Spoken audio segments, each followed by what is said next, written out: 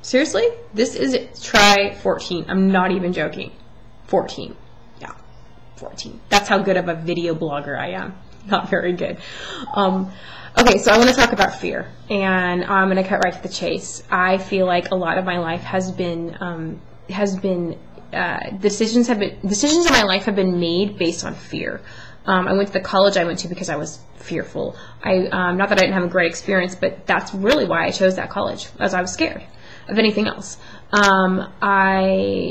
I've lived a lot of my marriage in fear. I have fear about my kids. I live in this cage, and I'm sure a lot of you can relate to this. And I wrote yesterday about fear and the fact that the Donald Miller book, A Million Miles in a Thousand Years, is completely wrecking me. I mean, it seriously is.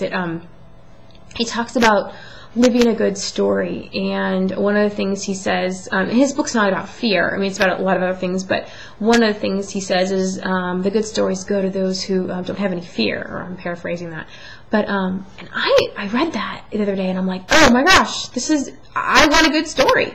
I want to live a good story. I don't need my life to be exciting, but I want it to be real, and I want it to be worth something. And yeah, so I feel like I'm in this, not because of that book, but that book is very timely in my life right now. I feel like over the past 2 years, and then more recently over the past couple of months, we've begun a transition toward some kind of bigger changes in our lives, and I really don't know what that's going to entail. I have no idea what's going to happen, but I think I'm coming out on the other side of fear. I think I'm finally, well, at least I'm beginning the journey of getting over fear. Let's just put it that way. I'm still scared about a lot of things, but in my heart, I'm starting to see how I can run past it, run through it.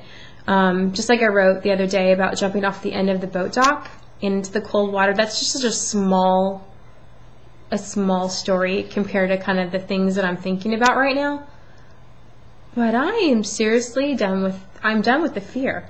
I've spent the last 12 months in kind of at least for me as a stay-at-home mom, with one daughter in school and one daughter in very part-time preschool. I don't have a lot of extra time, and I've spent the last 12 months spending kind of every extra minute I have in writing. And so I feel like as much as I can possibly do, the last 12 months I've spent writing.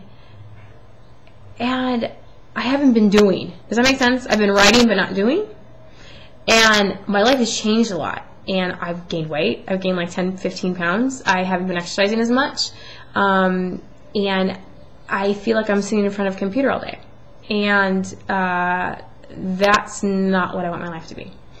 And I want to be a writer. I mean, that's seriously my dream. But I want to be so much more than that. And I want to do so much more than that. I want to do so much more than that for God, for the kingdom. Writing is part of it. Writing is a tool. And what I produce as a writer is a tool, not the end of it all. And I'm realizing that. And so the last 12 months have been great, but I feel like I've been in this cage of getting out there and doing life. So in one way, I'm pretty scared about what changes might happen, but in the other way, I'm really excited about what the future might hold and how God might use us as a family and as a couple in the future. Fear has kept me comfortable. I've been very comfortable. And I don't think life is meant to be comfortable. I really don't. That's just me. So, that said, I know I haven't said much in specificity, but I'm sharing really with you my heart right now, and I don't know how else to explain it. I'm excited. I'm so happy that I get to take y'all with me on my journey through fear, and hopefully out the other side. Somebody on Twitter the other day said, I thought you laughed in the face of fear, and I think that sometimes I do, and I have, but a lot of times I don't. And so there you go. I am on a conquest, on a crusade to rid fear out of my life, and we'll see how that happens. So my question for you today is, Actually, I have a couple. How's this? First one is, what have you done to overcome fear? And the second question, you can answer both or just one, is what has fear kept you back from doing? What's it stopped you from doing? Because it has stopped me from doing a lot in my life. And I don't like that. I don't want that to be my story. I don't want my story to be fear stopped me. That's not my story anymore. So what's fear stopped you from doing, and or how have you gotten over fear?